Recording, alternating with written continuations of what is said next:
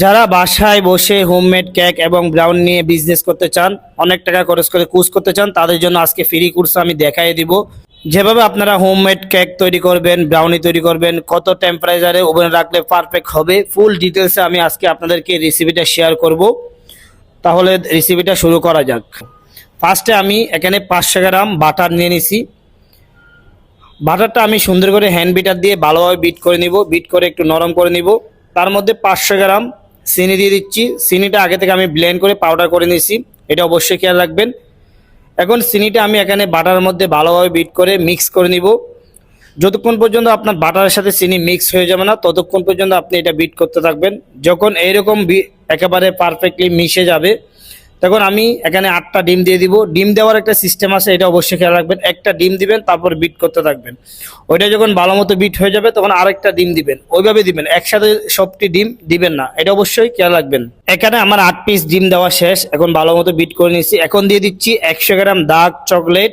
চকলেটটা আমি আগে থেকে গরম করে নিচ্ছি হালকা বাটার দিয়ে। আপনারা এভাবে চকলেটটা গরম করে লিকুইড করে নেবেন, এটা অবশ্যই খেয়াল রাখবেন। 100 গ্রাম চকলেট দিয়ে আবার সুন্দর করে বিট করে ভালোভাবে ফিনিশিং করতে হবে। এখানে এটা অবশ্যই খেয়াল রাখবেন, একটা একটা দিবেন, সবগুলো উপকরণ একসাথে দিবেন না। আমি যেভাবে করতেছি সেভাবে যদি করেন, আপনি বাসায় অনায়াসে তৈরি করে নিতে পারেন। এখন দিয়ে দিচ্ছি 100 গ্রাম কোকো পাউডার। আপনারা যে কোনো ব্র্যান্ডের কোকো পাউডার ইউজ করতে পারেন, কোনো সমস্যা হবে না।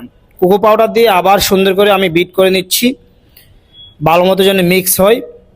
এখন ভালো মতো যখন বিট করার পরে মিক্স হয়ে যাবে, আমি একটু স্প্যাচুলা দিয়ে আশেপাশে যেগুলো লেগে আছে সেগুলো একটু আমি ওখান থেকে উঠিয়ে নিচ্ছি, মাঝখান বরাবর নিয়ে আসতেছি, দেখেন। তারপর আর একটু সুন্দর করে বিট করে ভালোভাবে মিশিয়ে নিব। এখানে একটু সময় নিয়ে বিট করবেন যেন ফিনিশিংটা ভালো হয়। এখন আমি এখানে দিয়ে দিচ্ছি 300 গ্রাম ময়দা। আপনারা যে কোনো ধরনের ময়দা ভালো কোম্পানির ইউজ করতে পারেন। ময়দা দেওয়ার পরে আপনি এখানে দিয়ে দিবেন ময়দার সাথে 20 গ্রাম সয়াবিন তেল। এই সয়াবিন তেলটা যদি দেন, তাহলে আপনার ফিনিশিংটা ভালো হবে, একেবারে দানা দানা থাকবে না, একেবারে প্রপার একটা ফিনিশিং হবে। সেই জন্য সয়াবিন তেলটা দেওয়া। আর মাঝখানে একটু এখানে 20 গ্রাম 30 গ্রাম মতো পানি দিবেন, তাহলে একেবারে পারফেক্টলি আপনার ফিনিশিংটা হবে, কোনো ধরনের দলা থাকবে না। এটা অবশ্যই খেয়াল রাখবেন, এটা একটা টেকনিক। এখন আমি ময়দাগুলি দিয়ে সুন্দর করে বিট করে এখন দিয়ে দিচ্ছি এখানে আমি 50 গ্রাম পাউডার দুধ। আপনারা যে কোনো ব্র্যান্ডের পাউডার দুধ ইউজ করতে পারেন। 1 চিমটির একটু বেশি লবণ দিয়ে দিচ্ছি। Half table spoon coffee powder করে দিয়ে দিচ্ছি। এখন দিয়ে দিব বেকিং পাউডার। এটা অবশ্যই খেয়াল রাখবেন, বেকিং পাউডারটা একটা ভালো কোম্পানির হতে হবে, normal company baking powder use করবেন না। আমি এখানে 15 গ্রাম মতো বেকিং পাউডার দিয়ে দিচ্ছি। এখন দিয়ে দিচ্ছি ভ্যানিলা এসেন্স 3-4 গ্রাম মতো।